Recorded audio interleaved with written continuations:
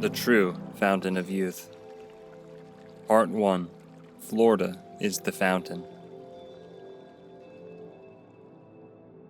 In 1513, Juan Ponce de Leon and his conquistadors landed on the east coast of Florida, allegedly the first Europeans to set foot on the continental United States. Their expedition had departed from Puerto Rico, where the locals had already been tortured for information. If the Spaniards had not known then, they would surely have realized within weeks, maybe even days, that there was no gold to be found in Florida. So what in God's name was it that kept the Spanish so fixated on Florida for the next 300 years? Unlike all of Spain's other colonial territory in the New World, which offered abundant gold, jewels, and new exports, Florida actually cost the crown substantial resources to manage, with little to no economic reward. But when one considers the legends surrounding Juan Ponce de Leon and his quest for the Fountain of Youth, the story begins to make perfect sense. De Leon is said to have found this mythical fountain here in Florida.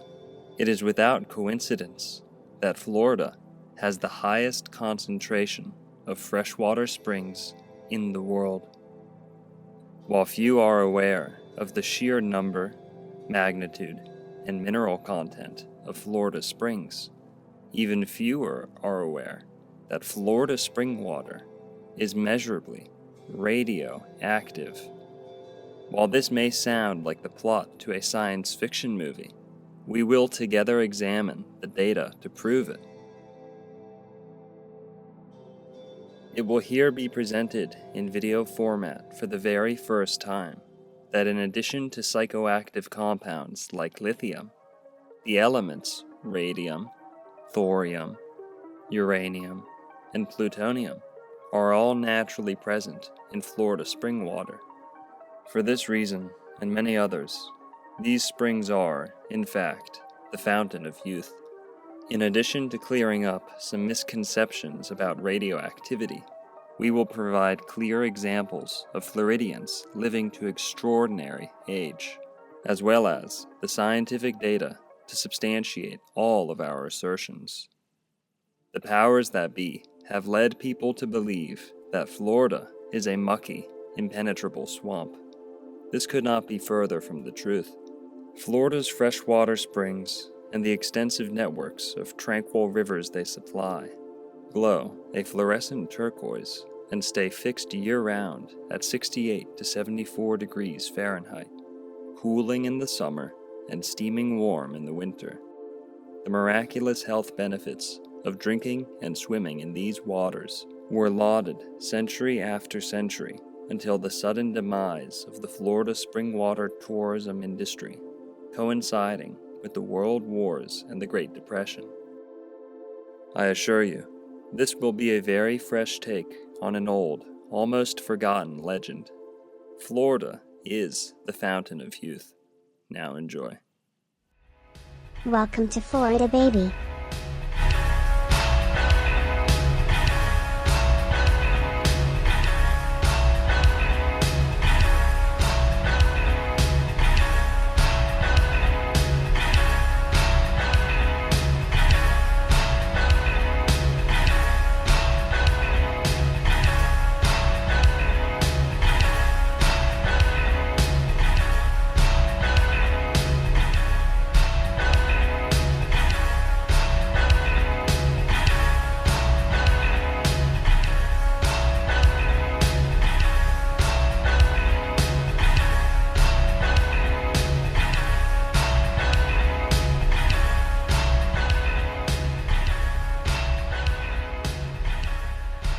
Introducing Dr. Narco Longo.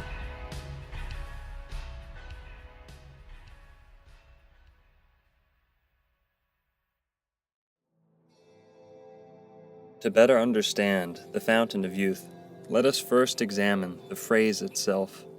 The word fountain comes to us from the French fontaine, meaning spring. Fontaine comes from the Roman fontis. Quote, fontis, or fons, was a god of wells and springs in ancient Roman religion. Fontis was the son of Juturna and Janus. A religious festival called the Fontinalia was held in his honor. The words youth and young come to us from the god and planet Jupiter, but could possibly come from a separate Roman goddess of springs and fountains, Juturna, who was, as mentioned previously, the mother of Fontis. Thus, the words fountain and youth are inherently linked, and the phrase fountain of youth is a bit redundant. Some linguists, ignorant of the reality that all words are constructed astrotheologically, will instead try to point to the Germanic roots of these words as showing no relation to Greco-Roman deities.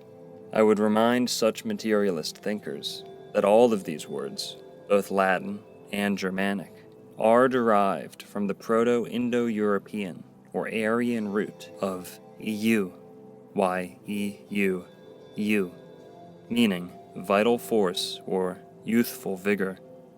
The god Jove, interchangeable with Jupiter. This is more so apparent to speakers of Latin languages, as in Spanish, the direct translation for young is joven, spelt with a J, for Jove.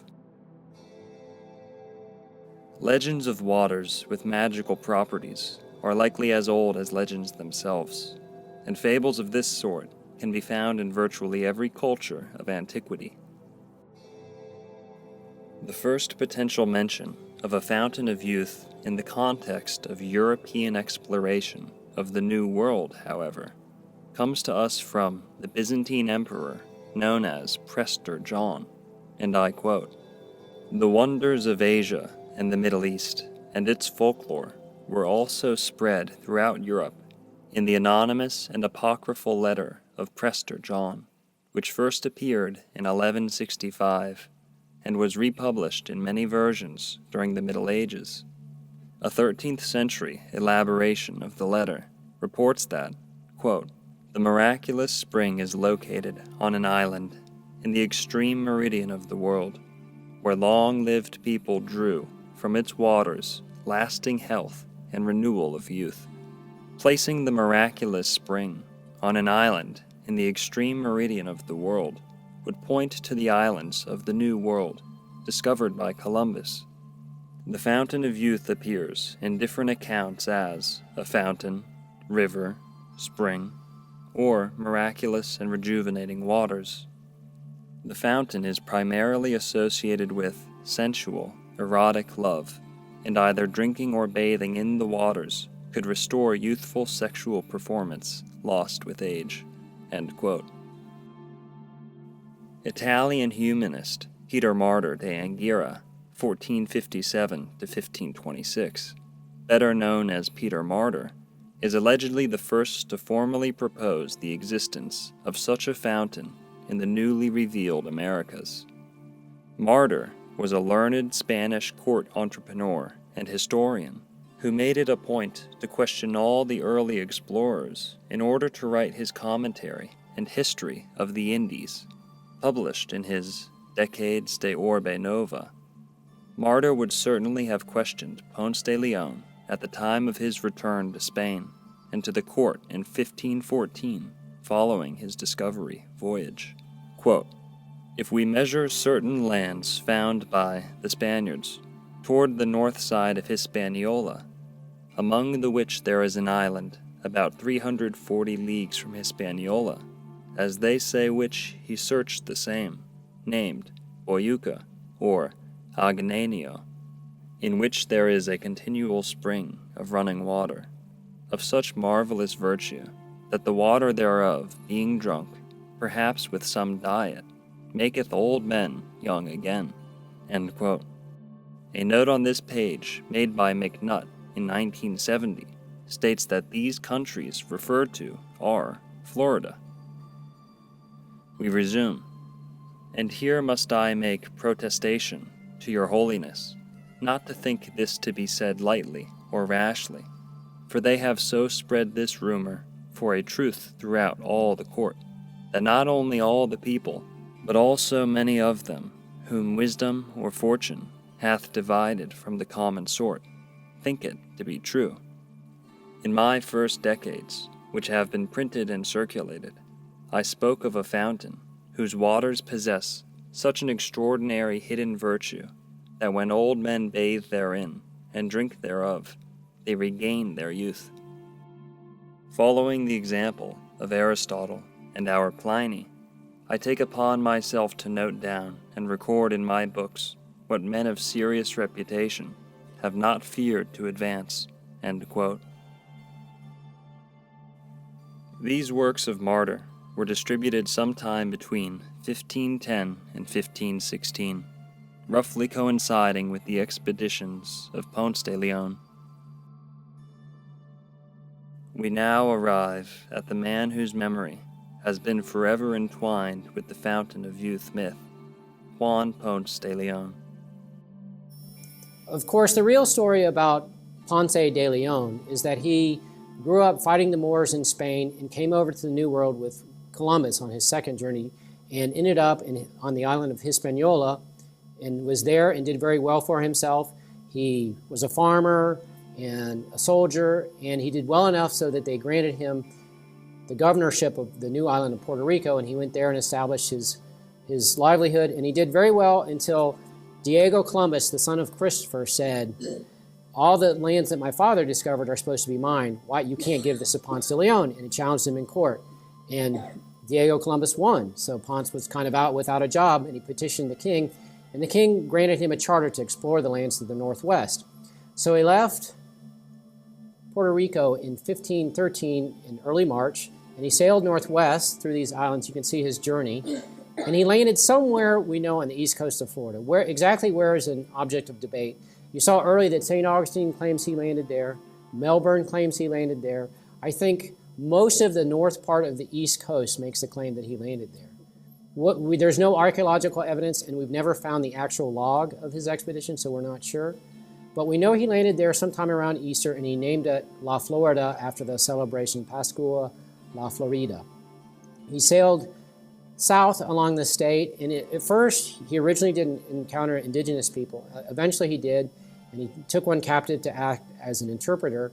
And he sailed along and discovered the Keys. His biggest thing that he suggested he discovered was the Gulf Stream, with the water going around the state to the north, which was a much more important discovery to the Spanish because that's how their vessels got back to Europe, was they rode the Gulf Stream. And eventually, on his first journey, he went around the Keys and landed somewhere in southwest Florida. Not exactly sure, but that's where he encountered the Calusa Indians. And that's where he got in big trouble because he fought with the Calusa Indians and eventually ended up leaving. But what he noticed is the Calusa Indians had gold. So here's a modern-day representation by the painter Jackson Walker of Ponce coming ashore in early April 1513. And this is a sign in Melbourne where they claim to be the site of Ponce's original landing. There was an retired Air Force captain who was also a navigator who recreated Ponce's journey based on the original accounts. And he landed near Melbourne, taking into account navigational errors that the Spanish were known to make. And so he made the claim that that's where he landed. So now there is a Juan Ponce de Leon landing park in Melbourne.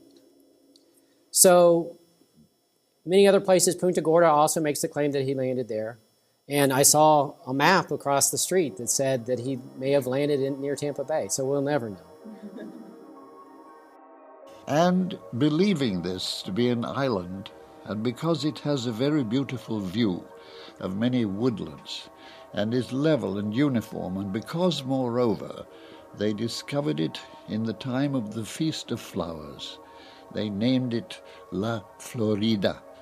They should be he, and he was a Spanish explorer, Juan Ponce de Leon, a friend of Columbus, in fact his companion on the second voyage to the New World. He was a professional soldier of a prominent family, had explored and conquered what is now the island of Puerto Rico. He became governor. He also became very rich through the gold he'd discovered, the land he'd annexed, and the slaves who worked it for him. However, late in his life, the Puerto Rico Indians told him a tantalizing story. Go north of us, they said, go north and west, and you'll find an island even richer than ours in gold, but also possessing something unique, a fountain, a magic fountain whose waters can restore you to your youth. Now, at that time, Ponce de Leon was described by the Spanish royal historian as robust but 50 years old, which by today's reckoning would be like saying he was still vigorous but crowding 80. A fountain of youth, what a marvelous prospect.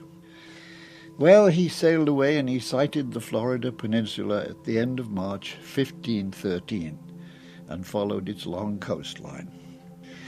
Like the explorers from any other European country, including the English, Ponce de Leon had no scruples about what to do with any stretch of land or an island not on the map. He annexed it. He did not find the fountain, but having declared Florida Spanish, he sailed back to Puerto Rico. As he approached 60, he must have pined again for that fountain. Eventually, 8 years later, after his first journey, he decided to come back. And interesting enough, he goes back to where he fought the Calusa. And, it was a huge battle, but he saw the gold. And he got a commission and a blessing from the King of Spain, and he set up a crew fully equipped to colonize Florida, to come on the Fountain of Youth and live happily and young forever. He came on instead a battling tribe of Florida Indians. So when he came back his second time, he had seen the gold on the Calusa, so he comes back to the Calusa, and he wants to set up a settlement there to trade with the Calusa. But he's fatally wounded in the leg. This is an illustration of that, and gets infected, and they take him back to Cuba, and he dies.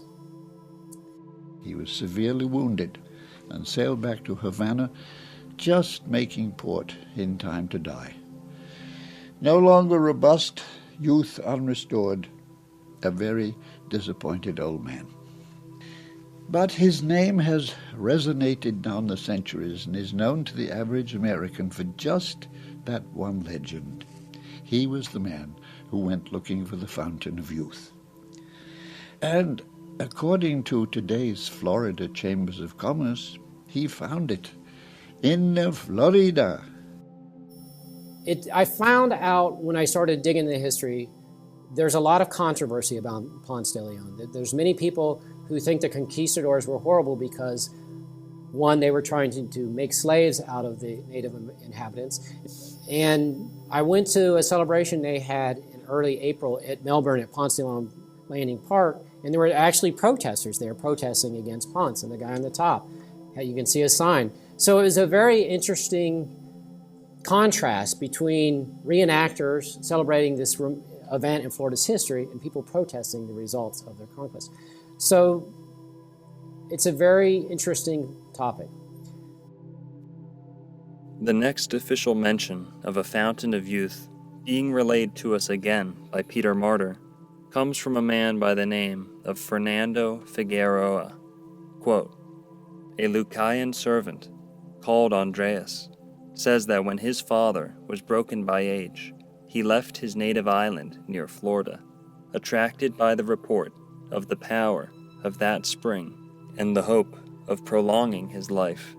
He set out for the desired spring, where he made a stay of some time, drinking and following the treatment indicated by the brothers.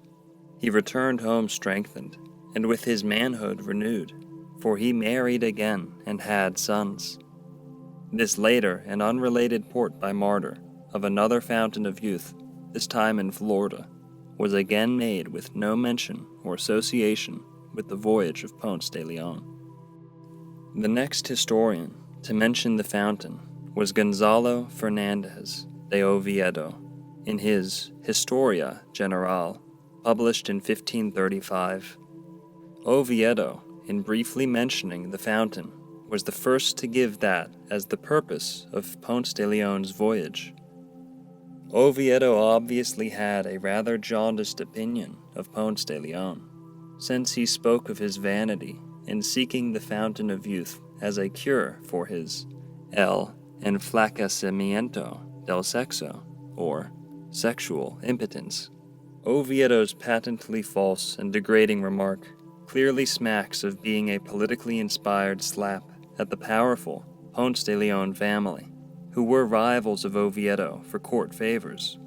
However, Oviedo was the official historian appointed by the crown, so his tendentious and unfounded remark has been regarded as authentic, which ensured that succeeding historians faithfully copied and embellished this falsehood in all subsequent histories down to the present time. Don Hernando de Escalante de Fontaneda is the next historian to write about the fountain. Don Hernando de Escalante de Fontaneda is the next historian to write about the Ponce de Leon Fountain of Youth legend. Fontaneda was shipwrecked on the Florida Keys about 1549. Fontaneda asserted in his memoirs that it was the Jordan River in southern Florida that Ponce de Leon was looking for in order to earn greater fame or become young from bathing in such a stream. Fontaneda adopted the same derisive tone as Oviedo, no doubt borrowed from him, when he stated, "It is cause for merriment that Juan Ponce de Leon went to Florida to find the river of Jordan."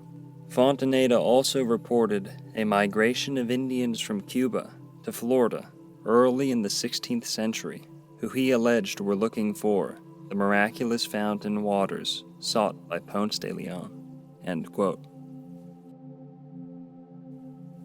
Let us now discuss what is perhaps the most reliable, unbiased account of 1500s Florida available to the public. Florida of the Ynca by Garcilaso de la Vega. This book, published in 1605 but undertaken in the previous century, details the doomed De Soto expedition of the southeast United States between 1539 and 1543. The word Ynca is used in its title because of the fact that the author/chronicler is, himself, a member of the royal Ynca family, and many of the men who served on this expedition were Ynca themselves. De Soto's exploits in the Ynca Empire had resulted in Ynca men fighting alongside the conquistadors in their future expeditions, primarily that of De Soto in Florida. The reason this matters is that the account given in this book is both factual and impartial. The nationality of the author denotes a general familiarity with the New World and thus lessens the chance of exaggeration brought about by exotic stimuli. There are no mentions in this book of mermaids, sea monsters, holy grails, etc. The author does, however, plainly state that Ponce de Leon sought in Florida a fountain which rejuvenates the aged. He also gives explicit examples for men of giant stature. As we will discuss, healing waters of this sort may not only rejuvenate, but promote extraordinary growth. In the next account, we see another link between longevity and immense stature. For those who have not already, make sure to watch my Florida Giants video. Following Oviedo by nearly 3 decades is the Spanish historian Francisco López de Gomara, who was the next to mention the Fountain of Youth in the New World. Gomara reported that both the Fountain of Youth and Amazonian women were in existence on the island of Guanahani in the Bahamas, just off the coast of Florida. Next in order is Spain's official historiographer, Antonio de Herrera, who published his Historia General in 1601, containing the summary of Ponce de Leon's log. Quote, "Having overhauled the vessels, it appearing to Juan Ponce that he had labored much, he resolved, although against his will, to send someone to examine the island of Bimini, for he wished to do it himself, because of the account he had of the wealth of this island, and especially of that particular spring, so the Indians said, that restores men from aged men to youths, the which he had not been able to find, by reason of shoals and currents and contrary weather.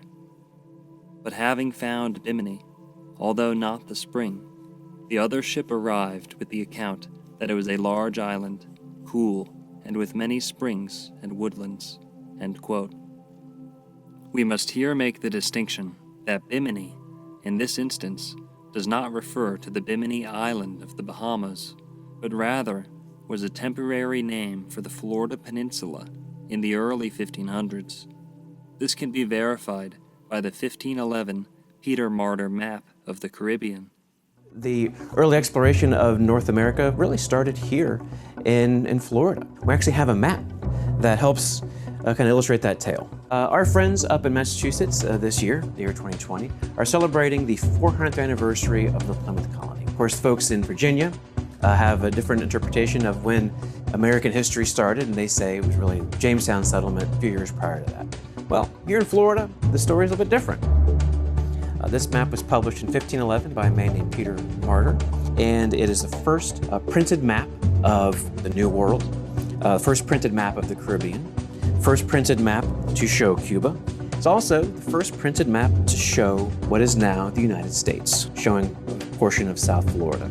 And it is, in a sense, kind of one of those birth certificates of the United States and certainly of Florida. And it just kind of goes to show the European exploration and the recorded American history didn't start in Massachusetts, didn't start in Virginia, started right here in Florida.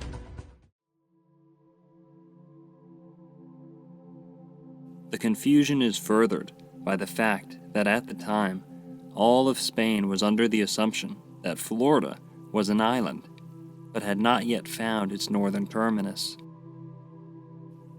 Juan Ponce de Leon would not change the name from Bimini to La Florida until 1513. Unfortunately, this false attribution to the modern island of Bimini has been perpetuated by today's mainstream academia. The following was erroneously posted by encyclopedia.com. Quote, "After the discovery of America, it, the fountain of youth, was said to be in the Bahamas, and the Spanish explorer Juan Ponce de Leon, discoverer of Florida, was authorized in 1512 to look for and settle Bimini, the island where the fountain of youth was said to be." End quote. Now this is incorrect, as we have shown. Bimini, at this time, indicated the Florida Peninsula. If the Peter Martyr map was not enough to rectify this fallacy, the following comes to us from author Todd Terrell, and it shows that at this time, Bimini was in fact the name for the Florida Peninsula. Quote, "Having received a charter from the King of Spain to colonize the land, Ponce certainly had prior knowledge of Florida, which at the time was called Bimini or Bimini, not to be confused with today's small island in the Bahamas. The Columbus family, who had the charter for Cuba and the Bahamas, was angry that the Bimini charter had not been issued to them. Ponce renamed Bimini as Florida, a fact confirmed by Spanish explorer Alonso Alvarez de Pineda, who noted by hand on his 1519 chart of the Gulf of Mexico, quote, "Florida, formerly Bimini," end quote. Thus, the island of Bimini, when mentioned in the context of the Fountain of Youth, is truly referring to peninsular Florida.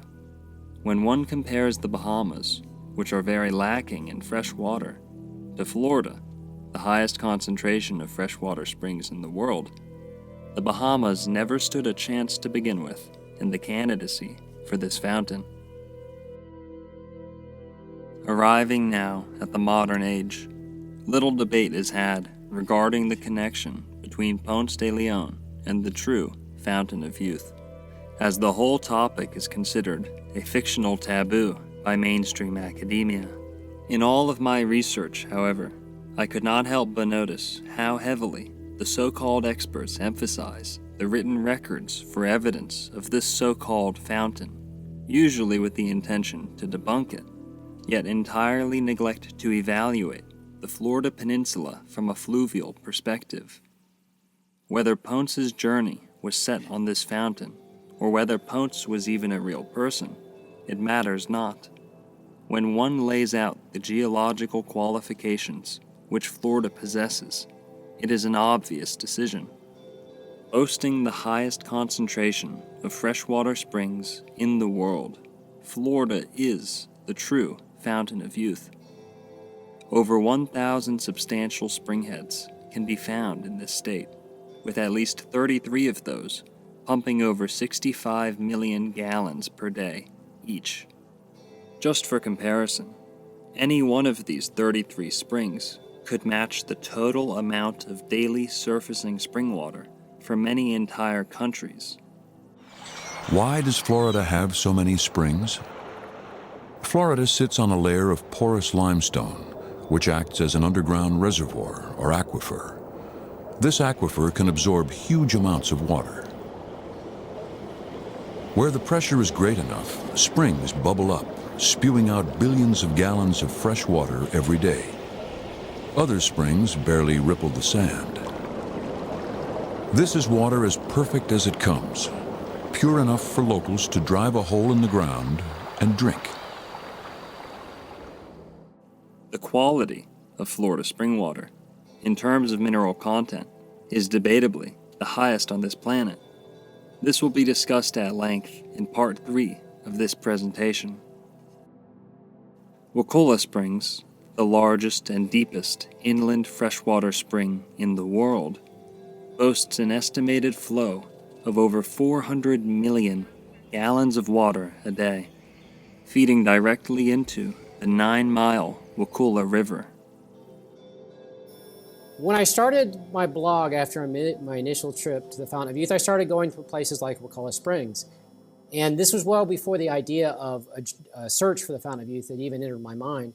And I went to Wakulla Springs up in the Panhandle near Tallahassee, and I had no idea there was any connection. But it was owned by and developed by a guy named Ed Ball. And Ed Ball claimed that Ponce went to Wakulla Springs not once but twice, and that he had the arrowhead in his possession that killed Ponce de Leon, which is a complete fabrication. But he made the association to be the Fountain of Youth. Of course, Wakulla Springs also embellished stuff, and they had a lot of goofy stuff like Henry the pole vaulting fish.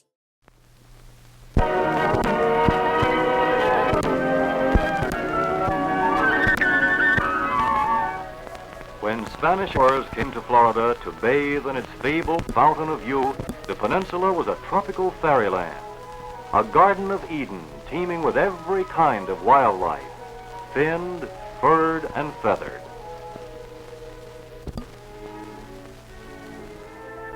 On the edge of this greatest of springs, smiling alligators dream in the shadows. Yet they can take off with a single leap.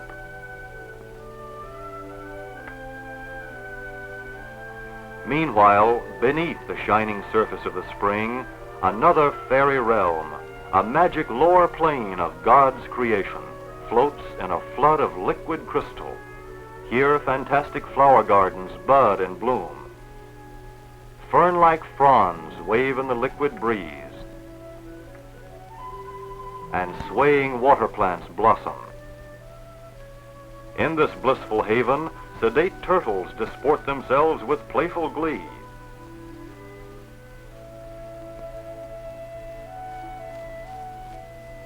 Schools of scintillating fish flash their jewel colors to the light and roam about with the joy of living undisturbed.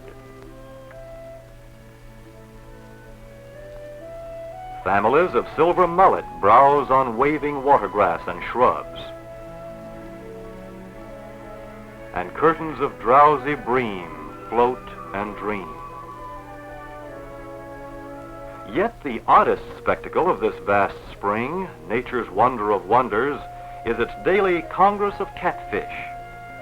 Gathering from the Wakulla River and all the levels of the spring, come folk of all sorts and sizes, convening in friendship and in peace to admire and enjoy one another, living in a blissful state of brotherhood which human beings on a so-called higher plane have so far failed to achieve. One natural oasis still remains undisturbed in northern Florida. One pristine paradise still exists in the primeval state in which the Spanish found it. Here, only 16 miles south of the state's capital, man may take his last look at the world God created and gave him to use and preserve, the lush Eden he has all but destroyed.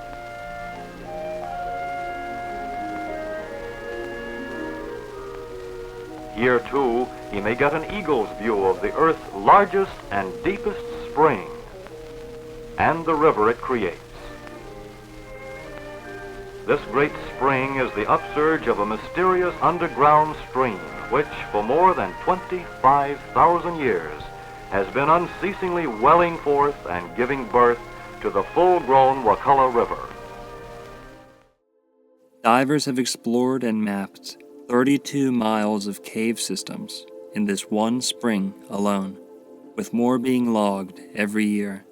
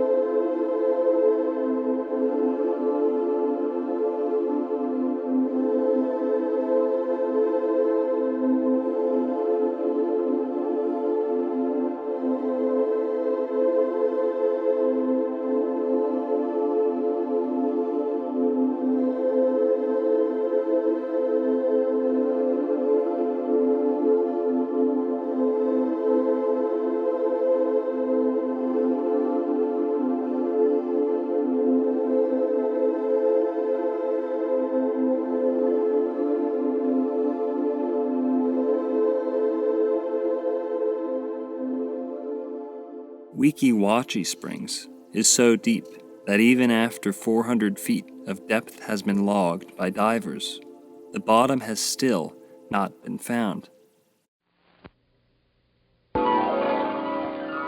Beauty in the deep, the fascinating beauty of the underwater world, where we explore the mystery of ancient fable. The fable of mermaids who live at Weeki Wachee.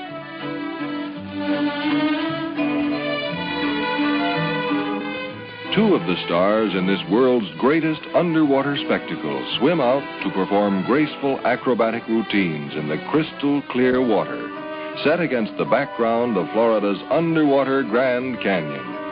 Weeki Wachee is the largest single spring in Florida, pouring forth 168 million gallons of water daily, and always at a temperature of 74 degrees.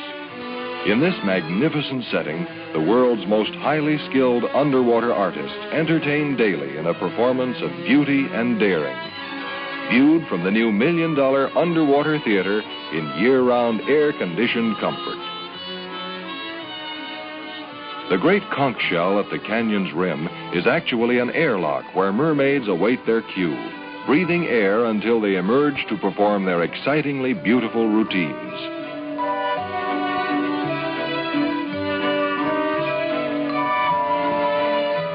Thrills that have been enjoyed by millions of people.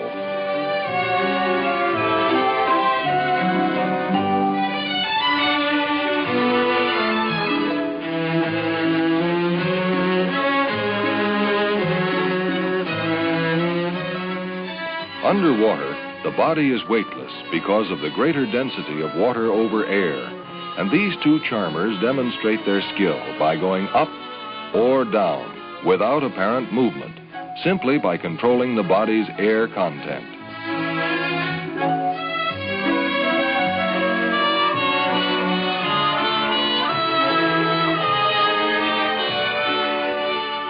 Now, a pretty mermaid swims toward the theater to give us a closer look at one of the most unusual scenes ever filmed. It's snack time, and this proves that fish do not fear people. These friendly little fellows have learned that every hour during the day, at every performance, food will be served, and by such a charming hostess. Mermaids get appetites, too. This is probably one of the most difficult feats of all the unique features at Weeki Wachee, actually eating underwater.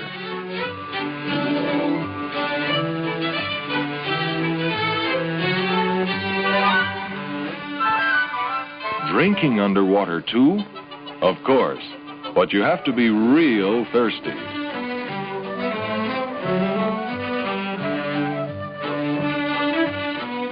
How was it? Now, a daring mermaid attempts a deep dive to the bottom of the canyon. She breathes hard into the mask to equalize the pressure on her ears. She begins her dive, down into the depths, 117 feet below the surface, equal to the height of a 10-story building. Inhaling the life-giving air from the hose, and then forcing air into the mask to balance the increasing pressure on her ears. For every 33 feet she descends, the pressure on her body increases over 14 pounds per square inch.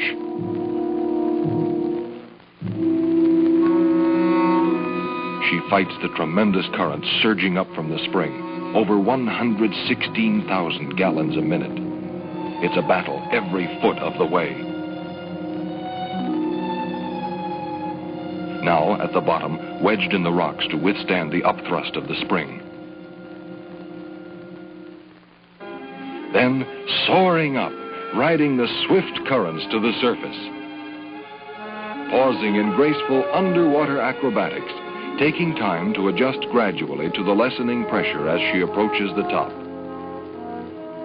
Floating in the luminous beauty of water and sky. One of the wondrous beauties of nature combined with skill and daring. Truly, beauty in the deep at Weeki Wachee on Florida's Sun Coast.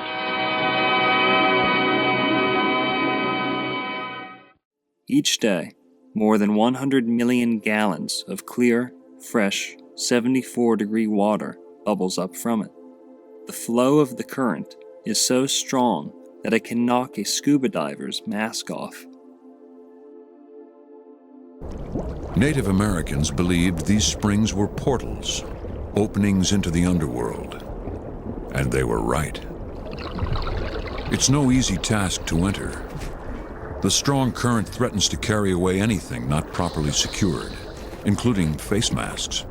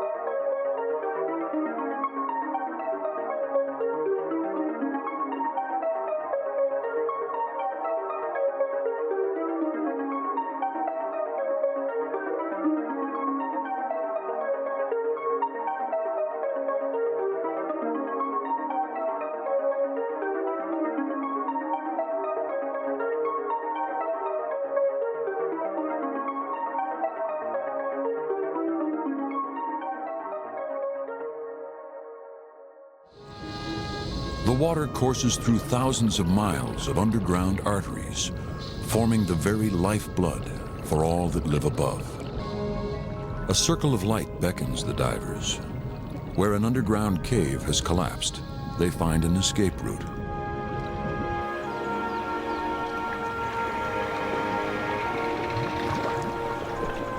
Sinkholes act as gateways to the labyrinth below, and divers use them to come and go.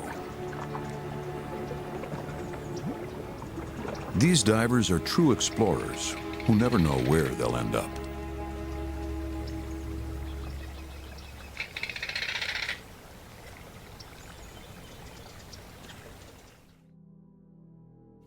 Rainbow Springs, previously known as Blue Springs, is a first magnitude artesian spring in Marion County, Florida.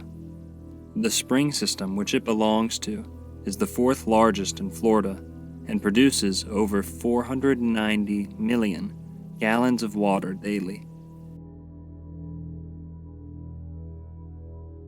Springs of this sort were regarded as sacred and healing by the tribes who once inhabited Florida. It is said that in pre-Columbian Florida, the springs were often shared by enemy tribes and always represented a place where no violence could be committed. In times of war, opposing chiefs would meet at the large springs to finalize treaties. Drinking from fountains such as these, it is no wonder these tribes once lived for hundreds of years. Welcome, travelers. This is Tommy Bartlett inviting you to come along on another guided tour and promising you that the old swimming hole was never like the one we'll be visiting today. Here at Silver Springs, Florida, is the most unusual bathing beach in the world. Surrounded by the beauty of Florida's Silver Springs on Highway 40 in the center of the Sunshine State, it's formed by countless freshwater springs that bubble from a sandy bottom to form the headwaters of beautiful Silver River. The breathtaking beauty of Silver Springs Bathing Beach isn't the only thing that makes it unusual among popular swimming spots in the country, as we'll see during our visit. The happy vacationers, the local residents too, who enjoy frolicking on the pure white sand beneath the palm trees, never know quite what to expect when they spend a day here. They may find themselves on the set of a Hollywood movie company, watching another underwater spectacular being filmed in the crystal clear springs. Or they sometimes have ringside seats at a colorful water ballet rehearsal. And even when the cameras aren't on location at the Silver Springs bathing, there's a never-ending spectacle of exciting things to see, simply by looking beneath the surface through the glass of a skin diver's face mask. Whatever the season of the year, winter or summer, spring or autumn, the temperature of the water flowing from these natural springs remains a constant and invigorating 72 degrees. Silver Springs' temperate Central Florida climate permits winter and summer visitors alike to enjoy swimming in the refreshing water. The greatest of the springs pours out a tremendous flow of 550 million gallons of water every 24 hours, enough to supply the needs of the city of New York for an entire day. Climaxing the ride is a visit with a colony of wild monkeys introduced into the Florida jungle as an experiment many years ago.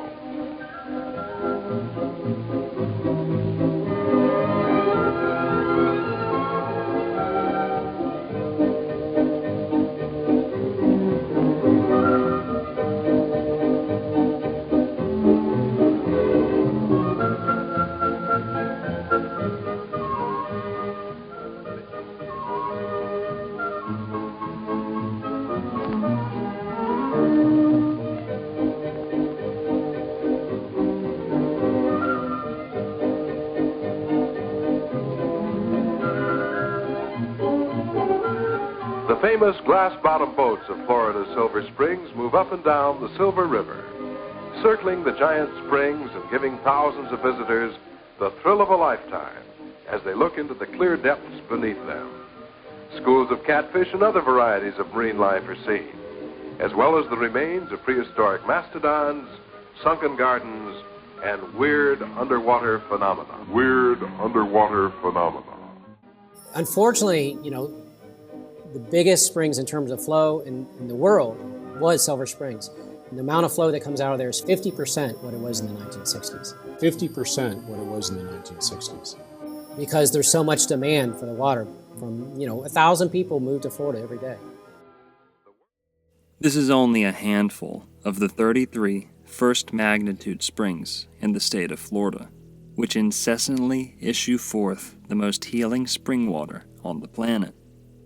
It is estimated that altogether, Florida has a total flow of over 8 billion gallons per day.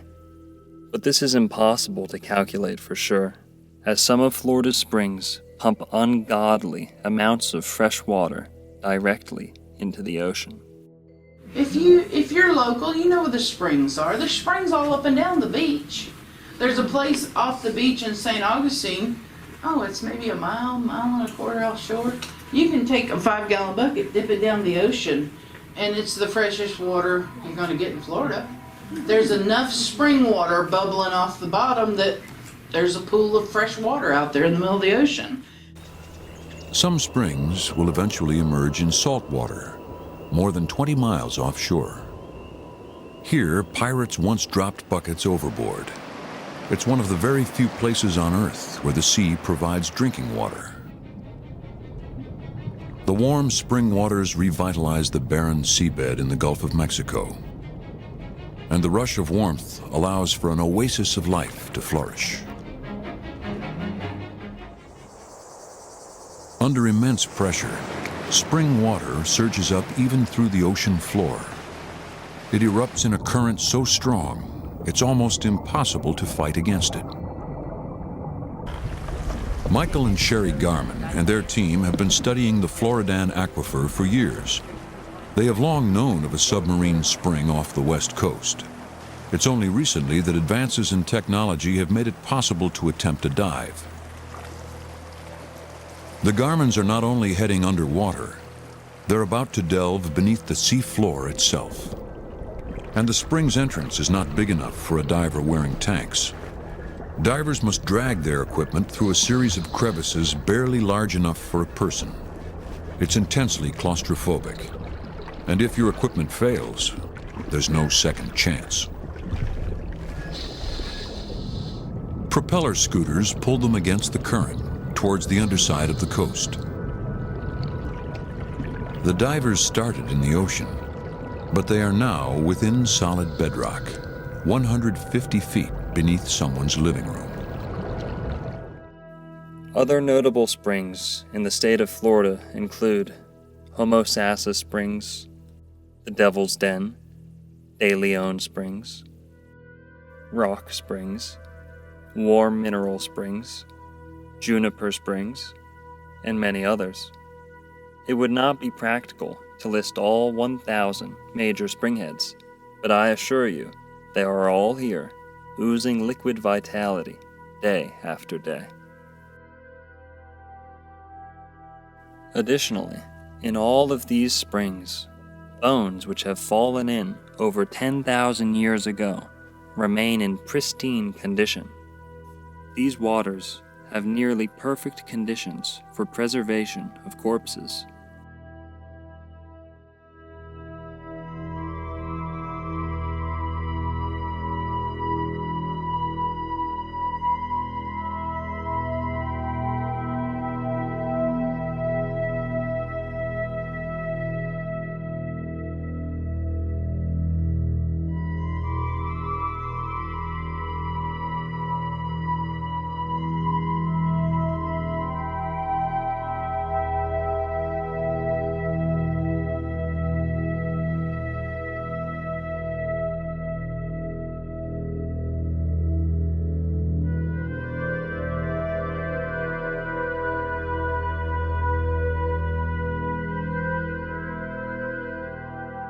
The remains of many species have been recovered from these waters, still bearing intact, soft tissue.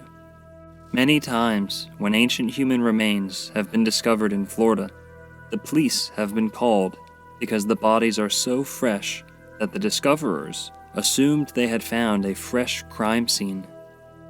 The famous Windover bog site was discovered in this manner. They wanted me to pick the skull up and hold it in my hand and bring it up to the surface, which shows that in the movie. But the most important thing is when I turned the skull over, there was hard-packed leaves stuck on the base of the skull, and so I waved the leaves off underwater. And right to the foramen magnum hole, where the spinal cord comes through the bottom of the skull, I noticed this looked just like white ivory soap. And so I started to stick my finger in and thought, gee, I said, this is real strange sediments. So, which this shows us in the movies, as I go up, I'm sticking my finger in and wobbling it around. Then a thought occurred to me, this has got to be brain material. And oh my God, I was really, really disturbed, because here, probably the first time in the history of the world anything like this had happened. Here I destroyed over half the brains already. I was really concerned, but there was about at least a third of the brains left. And when we got up to the surface, I told everybody, I said, it's fantastic. I said, we got a human brain in this skull. When the skull was cut open, 1/3 of the brain remained intact. It was dated at around 11,000 years old. After the film was shown, no one believed it, and it was branded a hoax. While preserving the dead is obviously not the same as preserving the living, we do in fact find species inhabiting the Florida aquifer that have truly attained immortality when compared to their closest relatives living elsewhere. These tunnels and caves have offered up some amazing discoveries. Like this blind cave crayfish. Scientists have determined that they can live here for more than 100 years, 20 times longer than their surface cousins. 20 times longer than their surface cousins. No one can explain why. It simply adds to the myth that these waters may indeed be the fountain of youth. The fountain of youth.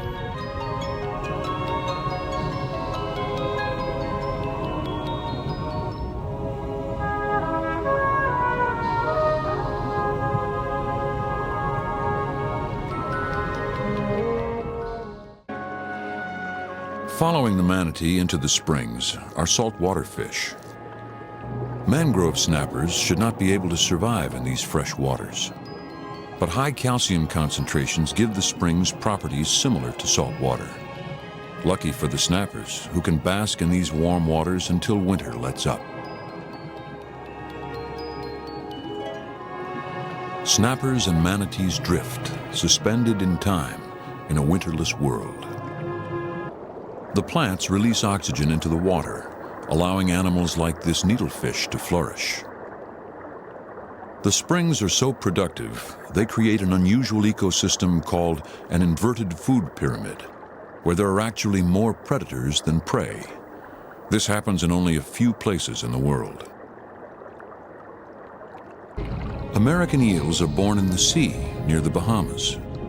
They drift along in the ocean toward the U.S. coastline, and some eventually find their way thousands of feet into the Florida springs, where they live for nearly 12 years. All the eels in these caves are females.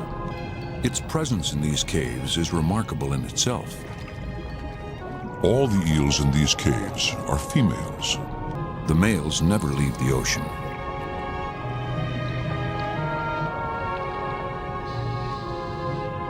Some caves hold hundreds of these eels. They can grow nearly 5 feet long. In 12 years, this eel will become sexually mature and undergo an amazing transformation. Her skin will thicken and turn silver. Her eyes will double in size, and she will stop eating. She will change from a freshwater eel to a deep-sea fish. The spring's currents will help carry the females back to the ocean to join the males. Together, they return to the place of their birth. There, she will mate, release her eggs, and die. Here they find, as they had hoped, life in the pitch darkness. These are hydroids, small filter-feeding organisms, a species entirely new to science. Around the hydroids are mussels. Neither of them are found in the springs above.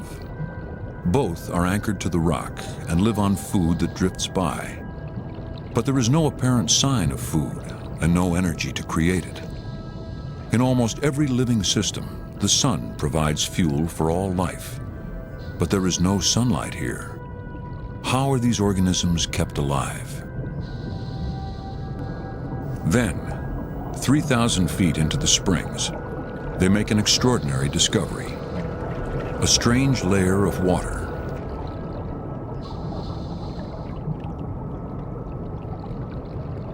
The layer below is salt water, but clear fresh water flows above.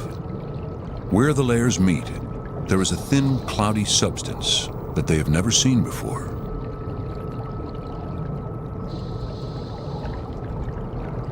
Later analysis reveals it to be bacteria. It lives on a microscopic horizon between fresh and salt water.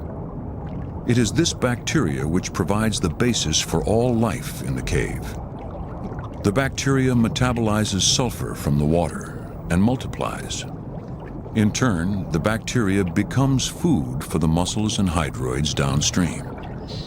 In this cave, lowly bacteria takes the place of sunlight and starts the chain of life.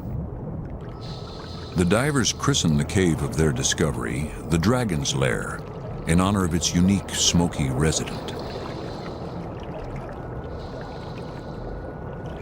It's a shock to realize that there is so much life within the town's water supply, but it's probably an indicator of healthy water. If the life here vanishes, maybe then we should worry about the quality of our drinking water. I hope you are beginning to see how a true fountain of youth is not as far-fetched as some might think. Part 2. Long Life in Florida. Now that we have established the fact that Florida is the highest concentration of freshwater springs in the world, we will endeavor to show that these waters are not just impressive for their magnitude, but do in fact prolong life. When the Spanish and French arrived in the New World, they found the royal races of native Florida not only standing over 7 feet tall, but living to hundreds and hundreds of years.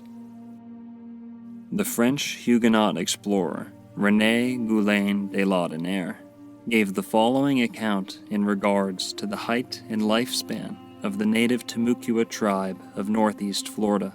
Quote, "However, although they hold great feasts in their own way, yet they are temperate in their eating, as a result of which they live for a long time. For one of their chiefs assured me that he was 300 years old, and that his father, whom he showed me, was 50 years older than he, and I can truly say that when I saw him, I thought I was looking at no more than human bones covered with skin. They certainly put Christians to shame, who reduced their span of life by holding immoderate feasts and drinking parties, and who deserve to be handed over for training to these base, uncivilized people and brutish creatures in order to learn restraint. This Chief Athor is an extremely handsome man, intelligent, reliable, strong, of exceptional height, exceeding our tallest man by 1.5 feet, and endowed with a certain restrained dignity, so that in him a remarkable majesty shone forth. While moderate eating is an integral component to longevity, moderate eaters exist all over the earth, yet they do not reach these ages. Thus we can deduce that the environmental conditions of Florida must in themselves contribute to long life. While today it is Monaco and Japan who are crowned the most long-lived places on Earth, up until World War II, it was Florida who possessed the most centenarians on the planet. It was customary for both native Seminole men and women to surpass 100 years of age. This tribe maintained their 24/7 outdoor lifestyle well into the second half of the 20th century. It is not only the Aboriginals who reaped the benefits of this state's fountain of youth. Juan Gomez of Panther Key, Florida, famously known as Panther John, the last buccaneer, was born around the year 1780 and reached somewhere between 117 and 122 years of age after living a reclusive lifestyle on his small island. However, famous for his stories from the age of piracy, Gomez actually told tales of a real fountain of youth and claimed to have drunk from it.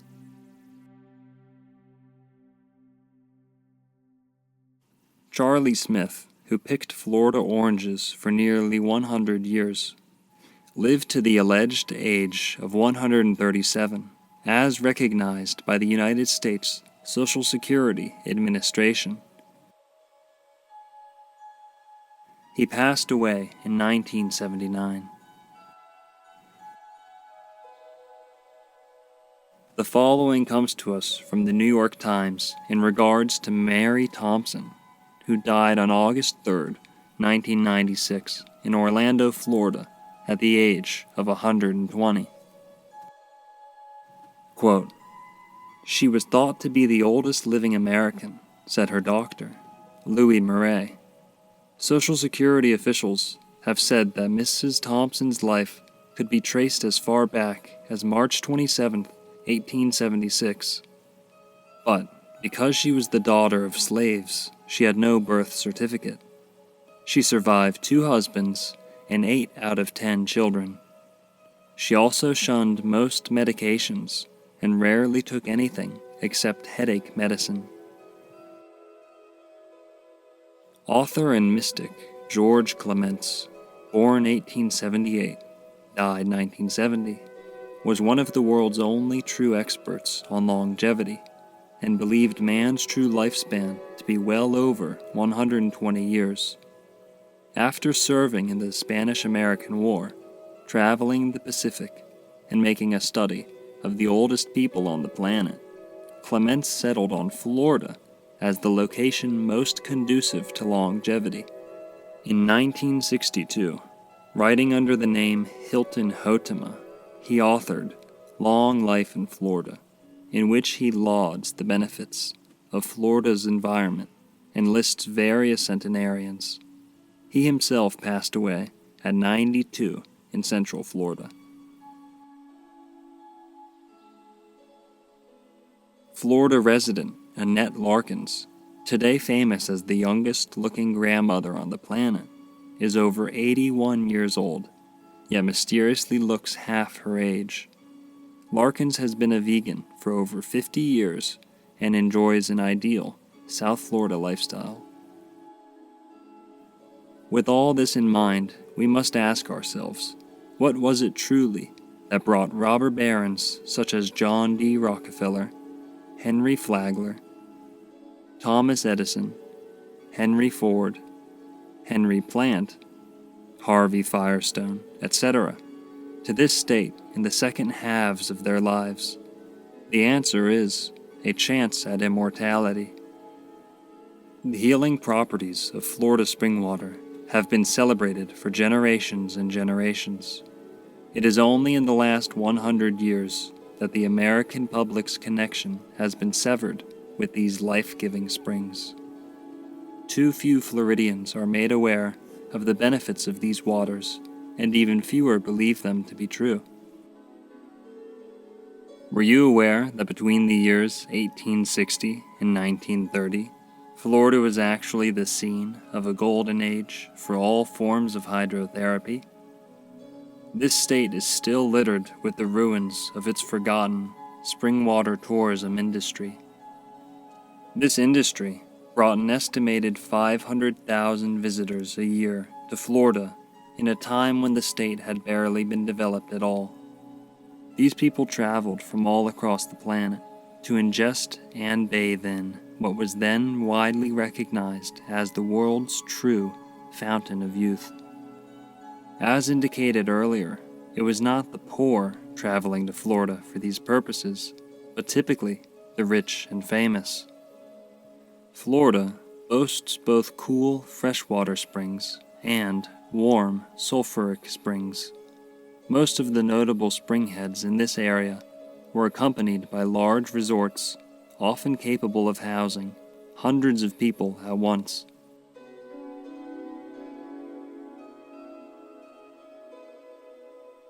The following is a recording of Rick Kilby, an author who discusses the forgotten healing waters of Florida in his books. The popularity of hydrotherapy in the 19th century can also be observed by facilities at resorts such as the Hotel Alcazar in St. Augustine, built by Henry Flagler in 1888. They advertised possessing the only baths in the world open from November to May. The Alcazar's hydrotherapy facilities included a Russian bath, which was a steam room, a Turkish bath, which is a dry heat sauna, and right in between the two was a cold plunge. Between the cold plunge and the Russian bath was a room with a needle shower where 17 separate shower heads could blast streams of water on the patient, because it was believed that the water would loosen stuff up within your body, and that would be good to get toxins out of your system. A sitz bath with hot and cold water, and what you see on the right in this image, a new hydrotherapeutic apparatus with a variety of nozzles on top of this marble cabinet for spraying streams of water at different parts of the body. And that is still there because much of the hydrotherapy area of the Alcazar Hotel is still on display at the Leitner Hotel in St. Augustine. If you haven't visited, the Leitner Museum, which was formerly the Alcazar Hotel in St. Augustine, if you haven't visited, check it out, because I really love this stuff, and it's the best example of Gilded Age hydrotherapy equipment in the entire state. Aviation pioneer Glenn Curtis and his developer partner James Bright had established Miami Springs. But we know the Miami Battle Creek Sanitarium was extremely successful all the way into the 1950s, and hydrotherapy was a big part of the regimen. You can see on the right more modern hydrotherapy methods. It kind of looks like you're being shot with a hose and you're taking a bath, but that's kind of what they did there. In Safety Harbor, Florida, known for its famous spa, there are 5 springs, 4 of which are actually named for their curative effects on certain parts of the body: kidney springs, stomach springs, liver springs, and beauty springs. Of course, the biggest connection in this area to the Fountain of Youth is Espiritu Santo Springs, otherwise known as Safety Harbor Spa. And there's 5 springs there discovered by De Soto. And I'm not sure about what it says on this historical marker that he believed it was the Fountain of Youth. It's possible that he could have read the Oviedo account, but the more well-known Herrera account connecting Ponce to the Fountain of Youth was not printed when he got here in 1539. So I'm not sure if there's any truth to that or not. But he discovered 5 springs, and the springs were all supposed to help different parts of your body. Beauty springs was supposed to help your complexion. Stomach springs, your indigestion and things like that. Kidney springs, obviously kidney, liver springs, and pure water springs was for drinking. The first picture I showed you actually showed somebody in the water, and that's the only photo I've ever been able to find of someone actually bathing at the spring.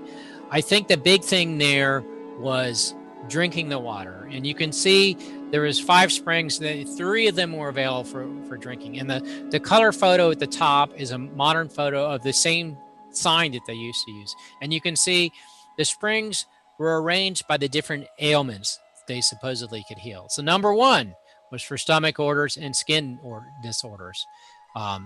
Number 2 is for things like arthritis, Bright's disease, kidney stones. Number 3, gallbladder and liver disorders, as well as a mild laxative. Then some were just for use for drinking water, just as table water, and I don't know whatever happened to the 5th spring. But you can see this sign today if you go there. It's still up.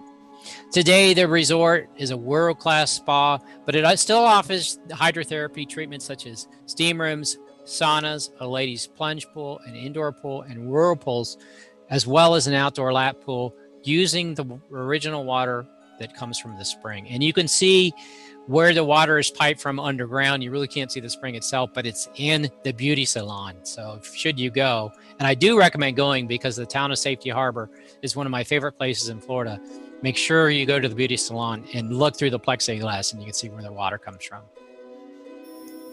And they marketed it as where healing waters flow, and eventually a big spa was built that's still there today. It was expanded on in the 1920s.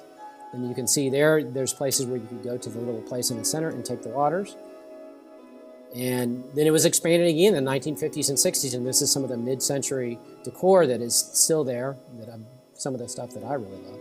And here it is today, Four Springs Ballroom. I don't know what happened to the fifth spring. I have an idea what happened to the fifth spring, but somehow it became Four Springs. And this is one thing that I really like, is that where healing water flow, the trademark used on this archival stuff, is still being used today. I don't know of anything else that uses the same tagline in advertising. I have an advertising background, and I think it's remarkable they've kept it this many years. So my friend Carol took me out behind the spa, and there's a pipe out back where water flows continuously. It doesn't seem to dry up. And I have a little underwater camera, and I stuck it in. And can you see the white stuff on there? There's green algae, there's also white stuff. The white stuff is a bacteria that undergoes a chemical reaction with sulfur and creates sulfur hydroxide through the chemical process. It actually basically eats the sulfur. And you find this at sulfur springs throughout the state. So my theory is, and I haven't been able to prove that, this is spring water that's coming out and re-entering Tampa Bay. This place, who's ever heard of Warm Mineral Springs?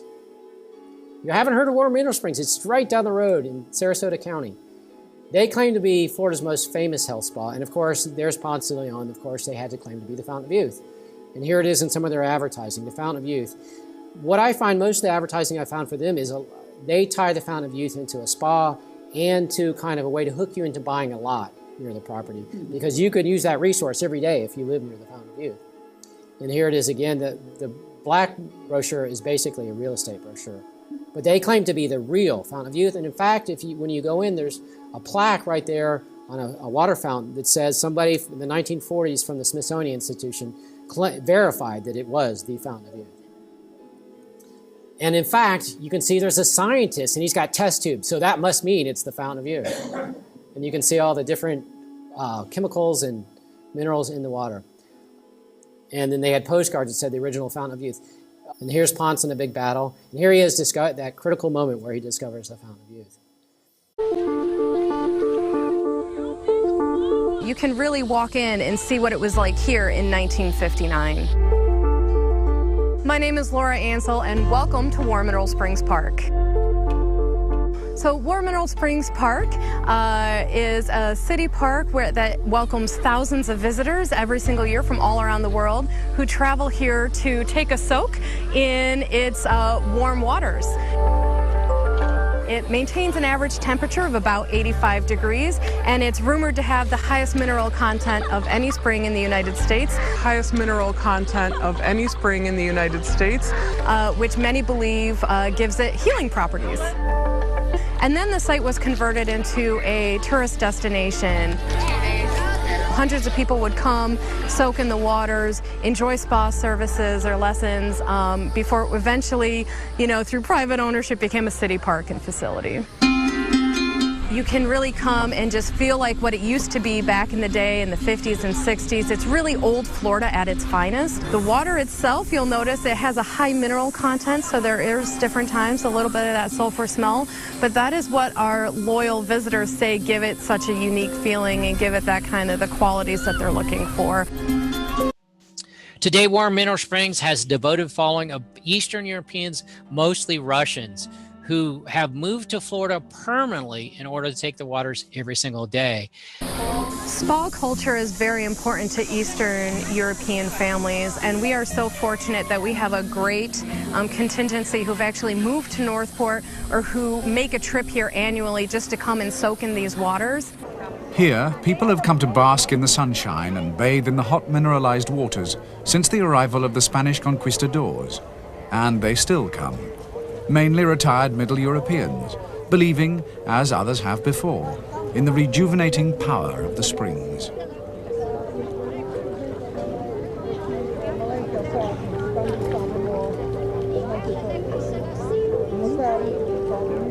Florida is full of beauty and uniqueness. Now, one of the things that make it so unique, we have about 1,000 springs here, natural, but there's one here in Southwest Florida that some say is magic. Welcome to Warm Mineral Springs. On the road and families oceans away visit the springs, and most have something in common. So for a lot of people, they really believe that this is the Fountain of Youth. I have a broken spine in 2 spots, so My doctor highly recommended come here. And how do you feel? I feel great.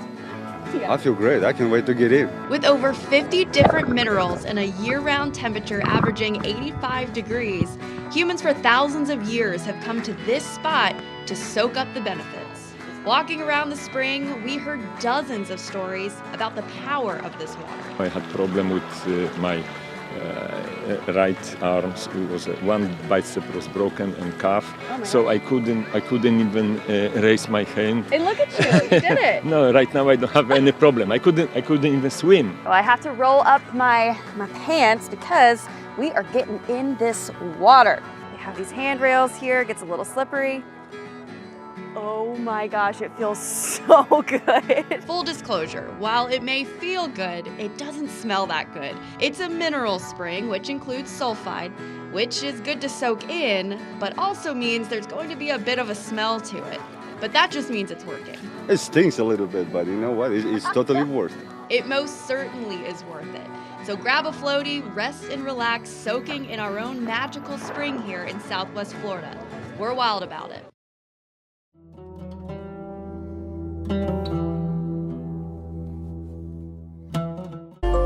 War Mineral Springs Park has actually been here far longer than any of us. It dates back more than 10,000 years. In the 50s and 60s, divers actually came here and conducted research for archaeological surveys. Evidence of prehistoric man was found here. So the spring is very, very deep. It's kind of shaped like a bowl. So you'll notice there's shallow waters at the top that our younger patrons can enjoy. But then in the center, it opens up to being more than 200 feet deep in the center. And that's one of the unique features of this place is just the sheer depth of it.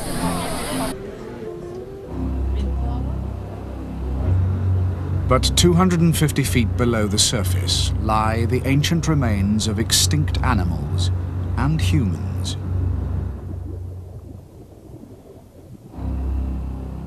In these deep, dark waters, there have been made some of the most sensational discoveries from the prehistoric world.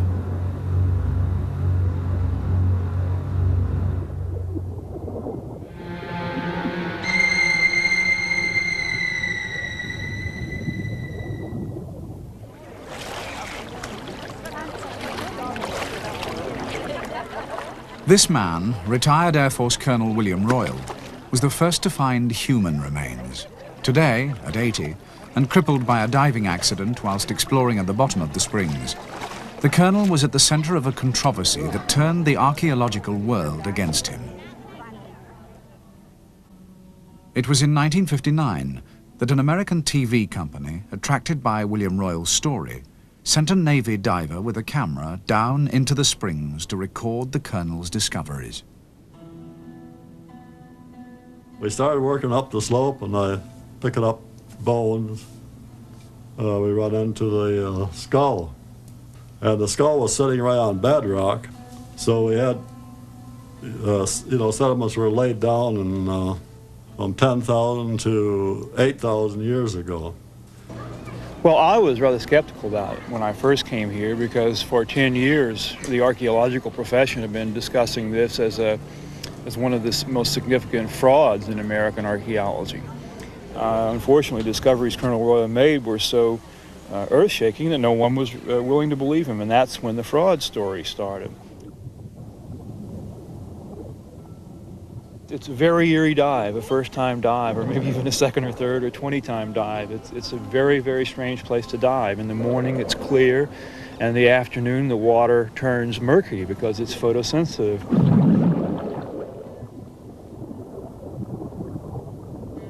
We went down on the north side, and Colonel Royal took me to see the stalactites. And as a proof, the stalactites are wondrous proofs that this hole was once dry. I mean, stalactites take thousands of years to form. And all this leads me to again, my conclusion that the utilization of warm mineral springs by these early people must have been primarily ceremonial.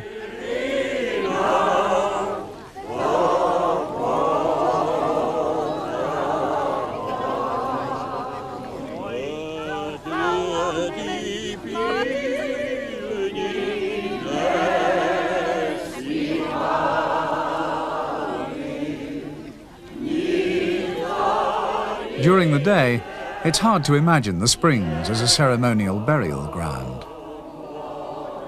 So it's mostly utilized by Europeans who move there to take the waters on a daily basis, and they no longer have any access to it. It's been closed since summer.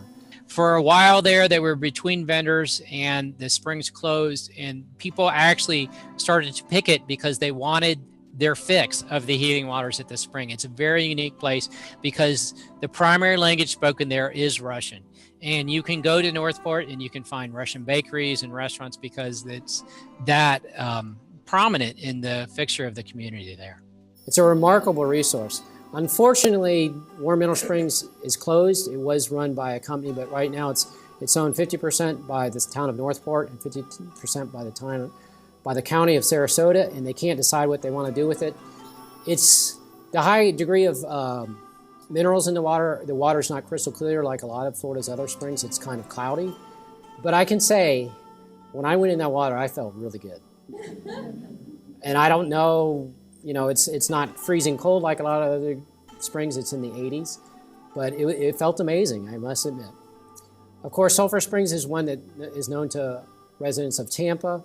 It was developed probably later in the 1920s and was a big attraction for recreation and for the water. This is the pavilion that has been recently restored. That's what it looked like before restoration on the right. And here it is this year, actually, or last year, after it's been restored. And you can see on the left, there's a small trickle of water that still comes out. I imagine it back in the early part of the 20th century, it was a much bigger flow that people could actually sit there and take the waters. Now it's just a little bit, but you can see the corrosion-like stuff. That's because of the mineral content of the water that comes out. Of course, it's very polluted now because of the growth around Tampa Bay. And this is probably one of the biggest, Green Coast Springs, where the spring is still in existence, but none of the historical resources are there. It bubbles up, and then water is rerouted to a swimming pool where you can still swim today, and then it enters the St. Johns River. But it was a major, major attraction in its day.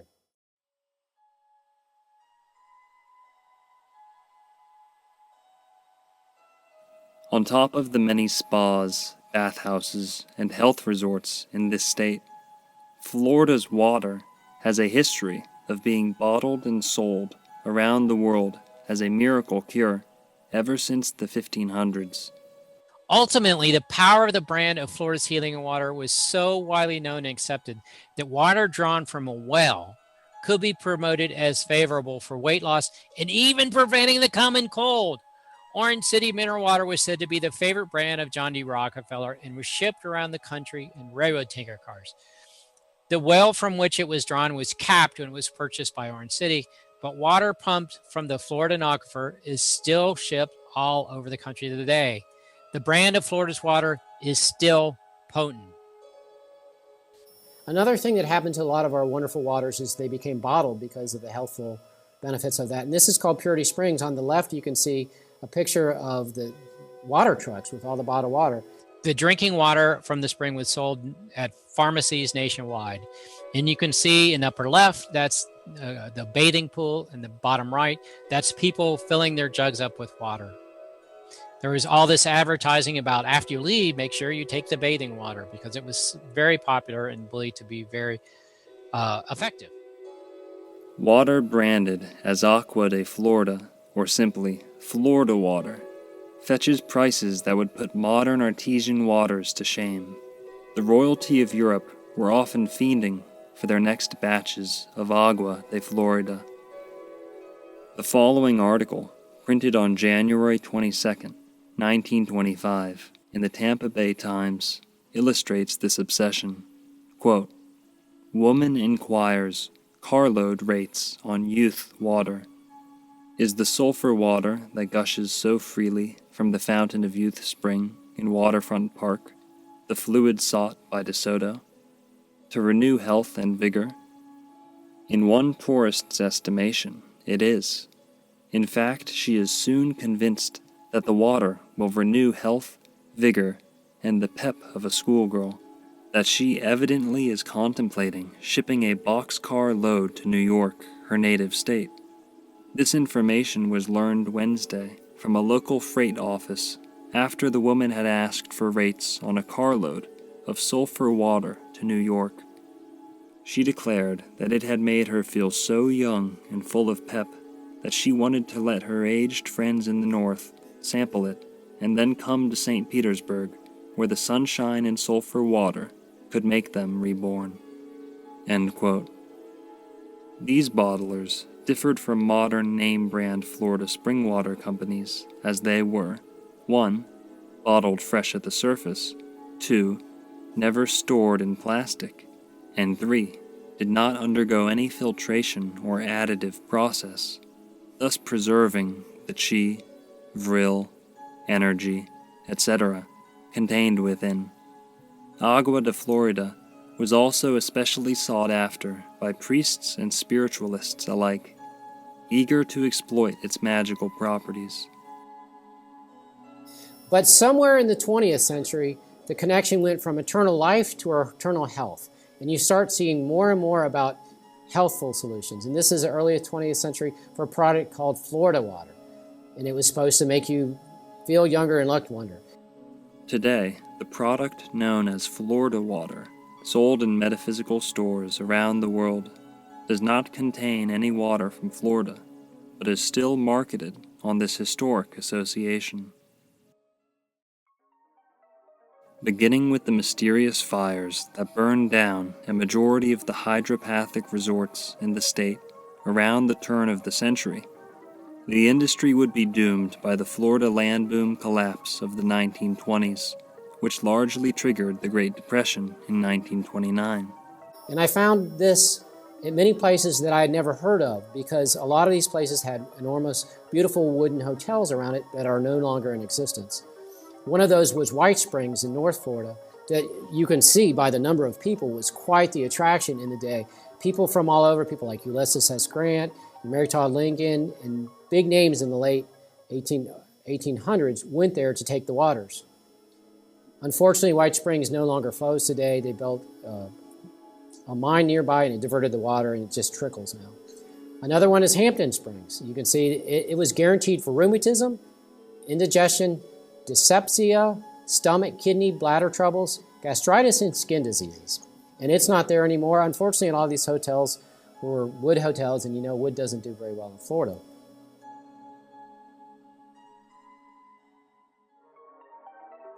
It was during this period of cultural reset that the public's perception of Florida's springs was shifted from that of healing facilities to redneck party pools. Even today, it is remarkable how little the state of Florida advertises their springs. Part 3. Scientific Evidence. Now that we have established a history of people reaping the benefits of Florida's miraculous springs, we will here present the scientific data to substantiate that this healing was not merely a figment of people's imagination. There are indeed hundreds of minerals known by modern medicine as vital nutrients contained in all Florida spring water. Here is a short list: carbonate, boron, chromium, copper, gold, iodine, manganese, nickel, natural fluoride, not the toxic kind, phosphate, potassium, silicate, sodium, sea salts, zinc, sulfate, sulfur, iron, magnesium, and many others. While these minerals are impressive, water with a high mineral content is consumed all around the world. What makes Florida spring water truly unique is something straight out of science fiction movies, something which cannot be found anywhere else on Earth. Florida spring water is measurably radioactive. Radium, thorium, uranium, and plutonium have all been detected in absurdly high amounts, oozing out of the Florida aquifer in all parts of the state.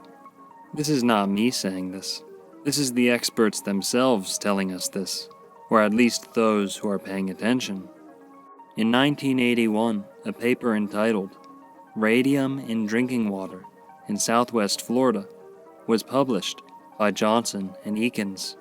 Quote, an area of 4,375 square miles in southwestern Florida with a 1981 population of 682,000 people has been found to have more than 20% of drinking water supplies tested exceed the maximum contaminant levels for radium established by the U.S. EPA.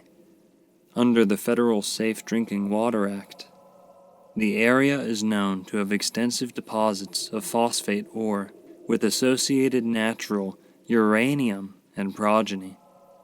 Results of testing of drinking water in this area for radium-226 are reviewed, and the occurrence of radium by geographical distribution is evaluated.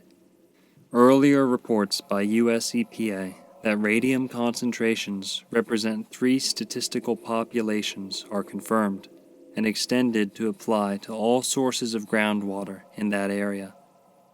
Effects of elevated radiation dose on a large geographical area with a large, rapidly increasing population are considered. Well, of course, there are all sorts of fountains. Some are beautiful, some are purely mythological, some are silly fountains. Of course, the silliest of all is the Fountain of Youth. Old Ponce de Leon thought that one was somewhere down in Florida. Well, actor Orson Welles never found it, but lots of Floridians claim that the Fountain of Youth is in their town. Punta Gorda, for instance. Margaret Baumhart, who lives nearby in Charlotte Harbor, may not be totally convinced, but she's a big fan of the Punta Gorda fountain. She remembers how popular it was around 40 years ago. Oh, yeah, you had to wait in line to get the water. But in the 1980s, the Punta Gorda fountain was tested using guidelines set by the Clean Water Act. What they found almost closed the fountain for good. It turned out the water contains an unusually high level of radium, around 9 picocuries. That's about double the EPA's recommended maximum. In other words, the water is radioactive. After that discovery, the town of Punta Gorda put up a sign to warn visitors. Well, I think a lot of people have been scared off by the sign on the well. I don't know anybody else who actually gets the water there anymore. Well, that sign may be scary, but it seems a little bit of radioactivity might not be all bad. Having a glass of water from the fountain is certainly not dangerous or even very risky. That's Zoltan Sabo, a researcher at the U.S. Geological Survey. He has tested thousands of wells around this country. He says the radium level in the Punta Gorda fountain is high, but that does not mean it's not safe. If that was your drinking water well and that was the only source of water you had and you drank it for 70 years, even then you'd only have about 1 in 20,000 risk. But Margaret Baumhart has been drinking it for more than 40 years. I'm 88. Well, I just drink it and I cook with it and I make the coffee and the tea and things like that. But according to Sabo's math, even she is not in danger. In fact, the water may have something that helps to prolong life, magnesium sulfate, which is very good for your blood pressure, your heart. Doesn't smell that great, though. Well, it has that sulfur smell, that smells like rotten eggs. But Baumhart says the smell does go away in a few days, and the water is just too good to give up. It may not be the Fountain of Youth, but she still loves that water. I get a lot of flack about getting the water, but I still like to go get it. Only way I can describe it is as refreshing and invigorating. Welcome, everyone. Welcome to Punta Gorda, Florida. I'm here at the site of the Hotel Punta Gorda, but guess what? That's not what we're really here for. Because over here, they have their own Fountain of Youth, and it's been here since the 20s. It was a big attraction at the hotel. It's a little out of place, and you kind of really don't notice it unless you know where to look. But this right here is the radioactive Fountain of Youth. Crazy. This is in Punta Gorda. This is a Fountain of Youth that was all pretty much a real estate hoax. developed by the founding fathers of Punta Gorda, but the water here has a high degree of radioactivity. And so that's what the sign is. It says, drink the water at your own risk because there is a high degree of radioactivity. Yet people still drink it. They fill their water jugs and they let it sit out, and supposedly the radioactivity diminishes. It's a naturally occurring radioactivity, but people still believe it, and this is right in downtown Punta Gorda. It's very cute, but look what it says. Notice, use this water at your own risk. The water from this well exceeds the maximum contaminant levels for radioactivity. Radioactivity, you telling me this sucker's nuclear? People drink from this almost on a daily basis, and we're here to drink it. So the locals pretty much, I wouldn't say founded it, but recognized it in the late 1800s. And in the 20s, they built this fountain. And like I said earlier, people have been coming here and drinking from this almost on a daily basis. People even swear by it. They wash their cars in it. They cook in it. It's a local landmark here. We can turn this fountain on. And there it is. Ooh. Dare we? I don't want any. I'm touching it. I'm gonna drink it. Absolutely disgusting. I can taste the sulfur in it and the magnesium. But what you can't taste is the radioactivity. In 1981, a paper titled Radium and Radon in the Charlotte Harbor Estuary was published by Miller, Kramer, and McPherson. Quote, in coastal areas of southwestern Florida, radium-226 activity is greater than in other coastal areas. The higher activity in coastal waters is attributed to enrichment as a result of circulation of water from the Gulf of Mexico through the deep, uranium-rich limestone of the Florida Peninsula, as well as to the extraction of radium from phosphatic ores that underlie much of the area. In 1999, a paper titled Radium in the Suwannee River and Estuary Spring and River Input to the Gulf of Mexico was published by Burnett, Cowart, and Dite. For those who do not know, the Suwannee River is particularly dotted with the ruins of old baths and is eerily similar in name to the Finnish word sauna. Quote, a 2-year study of radium in the Suwannee River has shown that groundwater discharge via springs is a very important source of radium both to the river and to offshore Gulf of Mexico waters. Dissolved radium is maintained within relatively narrow limits in the river by uptake into suspended particles. In the estuary, dissolved radium versus salinity profiles show distinctive non-conservative behavior, with radium in significant excess of its linear mixing value at mid-salinities. Unlike the situation in many other estuaries, however, desorption of radium from particles cannot account for most of the observed excess. Thus, the anomalously high radium characteristic of much of the West Florida shelf apparently does not have a riverine source. Direct effusion of high radium groundwater into these coastal waters is thought to be the major supplier of radium, and perhaps other elements as well." End quote. In 2019, a paper titled Natural Radiation in the Rocks, Soils, and Groundwater of Southern Florida, with a discussion on potential health impacts, was published by Missimer, Teef, Maliva, Thompson, Covert, and Hedgie. Quote, Southern Florida is underlain by rocks and sediments that naturally contain radioactive isotopes. When the nodular phosphate is exposed to groundwater with geochemical conditions favorable for its dissolution, uranium, radium, and radon may be released into the groundwater system, while radioactivity in the soils and sediments of a carbonate platform is normally quite low. Southern Florida may be an exception, which should be of interest to the international community, because background testing should be done even in areas where radioactivity is not expected to occur. During World War II, the U.S. Army Air Force operated a gunnery school near Buckingham, Florida, in Lee County. With the development of the first nuclear weapons, the U.S. Army performed some routine radioactivity background measurements near the Buckingham facility and found higher than background radiation activity values.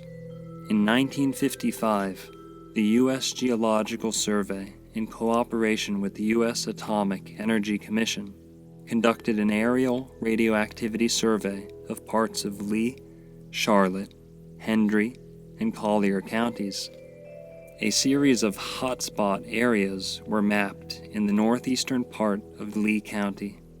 These anomalies were considered to represent deposits of radioactive material, but it could not be distinguished whether the radioactive source was uranium or thorium, or some combination of both substances.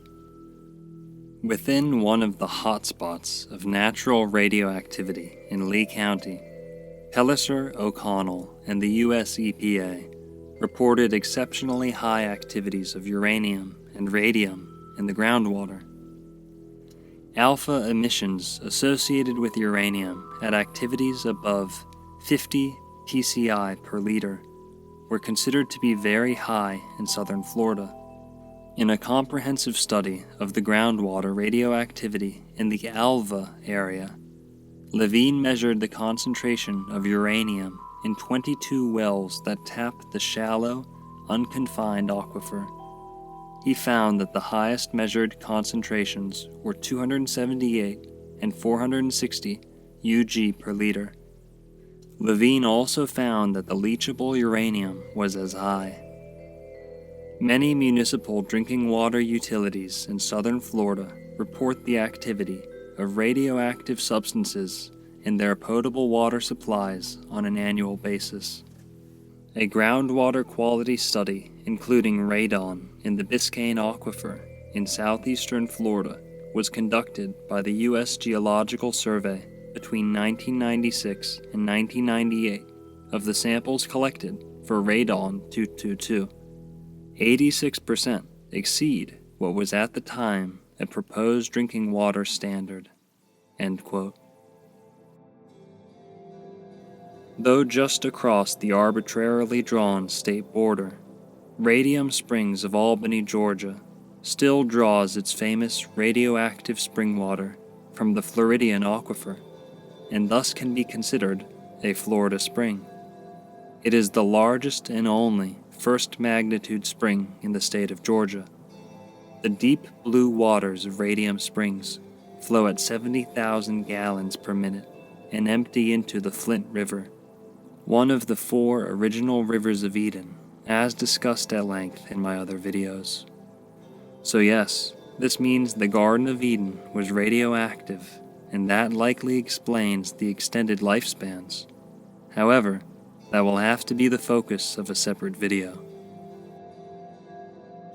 In addition to radioactive elements acting on the lifespan and psyche of Floridians who drink from these springs, there is another element found in some of these springs which one would not expect to find: lithium. At 6 tonight, picture postcards from the most famous local attraction that you probably never heard of. It's surprising when you consider what it promised, which I think is fantastic. People have been searching for it for hundreds, maybe even thousands of years. Probably. Fox 13's Lloyd Sowers shows us tonight the place that promised the ultimate prize has been all but forgotten. What if a sip of water could turn back time?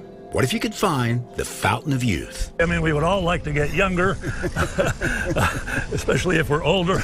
And if we're young, we would like to stay young, right? Will Michaels is a time traveler in a place that was once famous. Where we're standing is where people on picture postcards told folks back home they'd found the fountain of youth in St. Pete. A lot of people don't know this is here.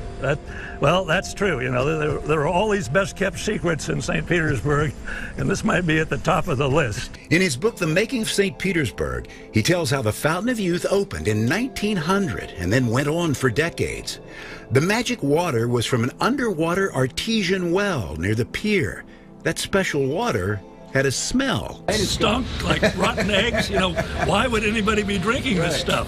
And not just tourists. As late as the 1970s, Will says locals brought jugs to fill with water. This was hugely popular as a place to get water, and folks were lined up for a couple of blocks. That water was something special. Years ago, they tested the water. Word was that it contained more minerals than any spring in Florida. Turns out, there was something in the water. It had calcium, magnesium, and a very high level of lithium. Lithium, of course, is a mood stabilizer, so people were getting a little buzz off of this. It may not have made them younger, but they were more relaxed about getting old. Well, I think we ought to get a drink of the Fountain of Youth, right? They switched it over to city water years ago, but the legendary fountain remains to this day on a busy corner near Al Lang Field. And what a backstory it has. Interestingly, legend and myth combines with science here. And a time traveler of history can imagine what it must have been like before the famous fountain was forgotten somewhere in time in St. Pete. Lloyd Sowers, Fox 13 News. St. Pete has its own Fountain of Youth. In fact, it's still there today near the corner of Al Lang Field. But it started when a guy named E.H. Tomlinson built a well out into the bay, a pier out into the bay, and dug a well at the end of it, and he found the water had a high degree of mineral qualities. And he sold it to a guy named Conrad, and Conrad built a spa, and they turned it into a whole attraction. It was there until about the 20s, and the city bought it. A hurricane came and wiped it out, so the city built a new well, but this time on land, and that's what's still there today. But for about 70 years, people came and drank the water and took the water because there was a high degree of mineral qualities in it. I think it has a high amount of Lithia. And another thing that's really interesting is that original well that was at the end of the pier is still bubbling up in the middle of Tampa Bay. This guy believes that he could help his eyes with it, apparently, and the other guy thinks it'll help his feet. Right? What's there now is just a teeny little water fountain. In my own backyard, I found out about Ponce de Leon Springs. Has anybody heard of Ponce de Leon Springs? It's a wonderful place. One of the places I suggest everybody goes. Go when it's not busy. They have a mill there where you can make your own pancakes. We went yesterday and it was a 3-hour wait. But it has a remarkable history going back to Native American times. There was a plantation there that was burned down by the Spanish, a mill there that was destroyed during the Civil War. Sometime in the 1880s, they decided to rename Spring Garden Springs, Ponce de Leon Springs, to capitalize on the myth of the Fountain of Youth. They had things like water skiing elephants, they had jungle cruises and trams, and all the things a modern-day tourist attraction would have today, built around the spring. Here's the jungle cruise. And they had a monkey island. But they also originally marketed it for its healthful water. And you can see here it talks about the analysis of what's in the water. Sulfur, lime, soda, and Lithia. And so that's what tourists around the turn of the century were looking for. Lithia Springs Regional Park is a park in Lithia, Hillsborough County, Florida, in the United States. The park's major attraction is a natural spring from which water flows year-round. As the water is very clear, the vent is clearly visible in the swimming area. The water is a year-round temperature of 72 degrees, making it the warmest in central Florida. The water contains nitrates, sulfates, as well as a trace amount of its namesake, lithium. Of course, we had our own right here in Pinellas County, Wall Springs, that's right by the trail, and it was named Health Springs, Lithia Springs, and Wall Springs after its latest owners who bought the springs in its 20s. But you can see that the copy they used on the back of the postcard said, "Jewel-like, the Health Springs swimming pool is set among beautiful verdant trees and flowers where songbirds and waterfowl abound. Bathed in its odorless crystal waters, enjoyed renewed vigor from its wonderful health-giving qualities." If that's not the Fountain of Youth, I don't know what is. And here it is today. You can see this little pool-like area on the left side of the postcard is still there today. And you can see the water bubble up. And it's a beautiful place. If you haven't been, I suggest it. It's a really wonderful natural spot. The spring, officially known as Lithia Spring Major, is located 500 feet from the Alafia River, into which it discharges an average of 35 million gallons of water per day. Alafia, or Alafia, is a native word, allegedly, meaning river of fire. This name comes from the fact that the river glows a fiery red at night due to a high phosphoric content. I was unable to find any footage of this reddish glow, but certain parts of the river are a reddish color. However, the Alafia River is famous for an entirely different luminous phenomenon. This river is known to foster bioluminescent algae blooms which glow a neon blue. Quote, the Hillsborough County Sheriff's Office Marine Unit recently came across an unusual natural phenomenon while patrolling the waters on the Alafia River. A photo from the sheriff's office shows the water immediately behind the boat glowing light blue despite the time of day likely being after dusk. The natural phenomenon is known as bioluminescence, the emission of light from living organisms as the result of internal, typically oxidative chemical reactions, according to the Merriam-Webster Dictionary. Algae blooms of plankton are usually the source of the bioluminescent water, according to Good Living. The waters will glow when disturbed by breaking waves, splashing fish, or boats. Algae bloom events are typically caused by calm and warm sea conditions. End quote. Part 4. Why would they lie? We now come to the question which I tend to ask at the end of my presentations. That is, why would they lie? The answer to that question in regards to the healing properties of Florida spring water is the petroleum-based pharmaceutical industry. By the early 1900s, John D. Rockefeller gained control of over 90% of oil refineries in the United States through the Standard Oil Corporation. Over the next couple decades, petroleum would become the preferred material of use in the vast majority of pharmaceutical drugs. Prior to World War I, the majority of American medicine was derived from local herbs, natural minerals, and, of course, sacred spring waters. Whereas today, over 99% of all pharmaceuticals contain petrochemicals, meaning they are derived from petroleum. Please verify this for yourself, as that number is not exaggerated. Free Florida spring water poses a substantial threat to those who wish to perpetually treat diseases with petroleum pills and the like, rather than cure or prevent them altogether via natural means. When we look around today at the so-called peak of medicine in this supposed age of advancement, why is it that we find so many obese, sick, mentally deranged, so many dying of preventable causes? In today's age, the petroleum puppets are elevated to the top of society, while the holistic practitioners who prescribe spring water, sunshine, outlawed plant medicines, or even orange juice are publicly denigrated.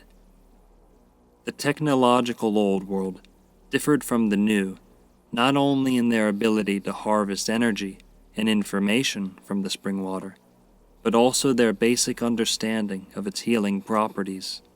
The biblical longevity of the old world was undeniably facilitated by steam, sauna, sulfur bath, nasal irrigation, colonic irrigation, etc., practices which America is slowly restoring its respect for. The presence of nuclear materials may have a direct link on longevity. When we consider the secrecy, security, and hysteria surrounding the use of nuclear materials, we can see how other forces may be at work, intent on exploiting the world's largest supply of naturally occurring radioactive spring water. Take, for example, the following article, quote, Fountain of Youth Place sold to German society. St. Augustine, April 26th. Mrs. Luella McConnell Day has sold her property on Magnolia Avenue, known as the Fountain of Youth Spring. The purchasers are Germans, or more particularly, a German society.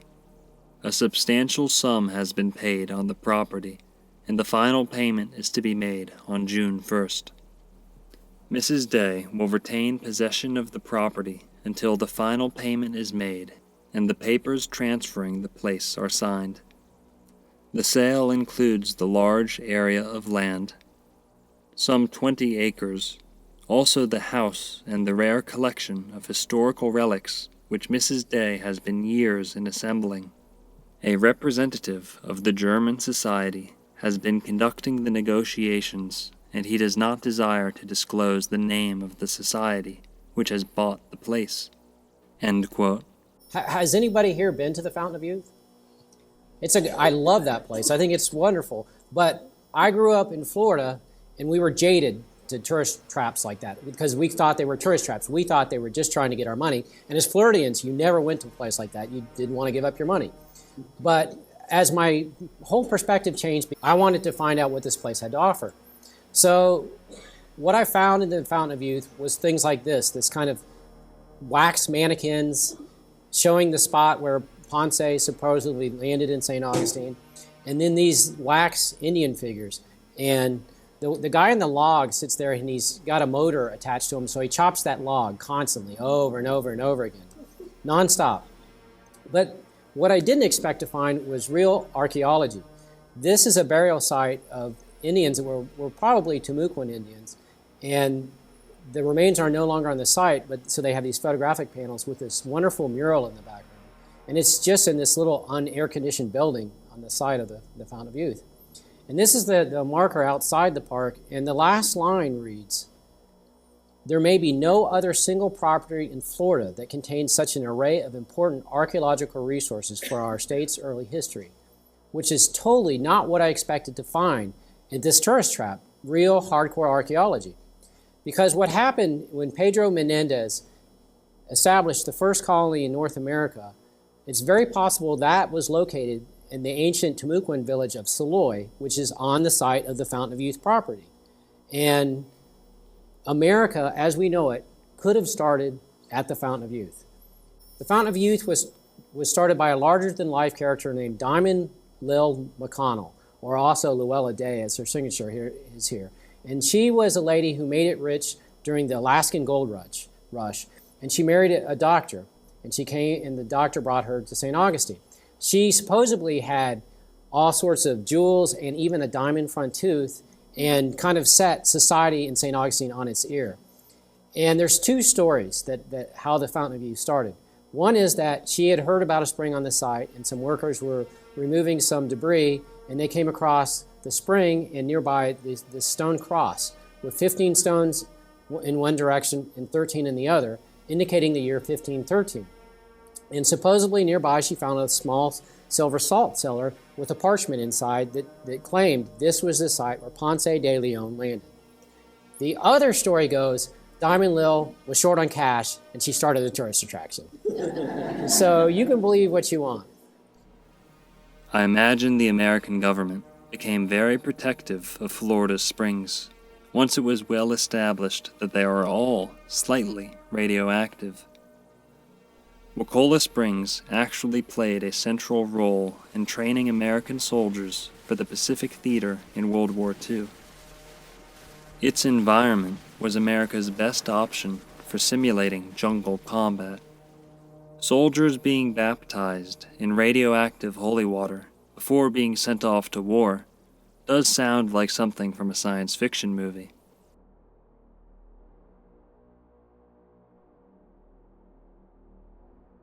Speaking of movies, Wakulla Springs also served as the set for the 1954 horror film Creature from the Black Lagoon. Filmed in Florida spring water, this cult classic just may be a form of anti-spring water propaganda. This creature may even represent a radioactive beast produced by Florida's spring waters. Hollywood undoubtedly aided in molding the public's opinion about both spring water and radioactivity. We must also address the controversies, disputes, and even potential crimes that have occurred in the centuries-long war for Florida's spring water following the collapse of the state's hydrotherapy industry. Global corporations have incessantly vied for the rights to Florida's healing spring waters ever since. Most famously, in 2002, Coca-Cola acquired a permit to draw over 1 million gallons a day from Ginny Springs and Seven Sister Springs. But after it was determined that they could not safely maintain the spring, they sold the rights to it. Today, the Swiss Nestle Corporation pumps about 1 million gallons of water a day from Florida's Ginny Springs, among others. Well, the big business of bottled water versus the fragile Florida aquifer. The Nestle company wants to bottle drinking water from Ginny Springs. Our news partners with the Florida Times Union reported that Gilchrist County has already approved the company expanding a bottling facility there.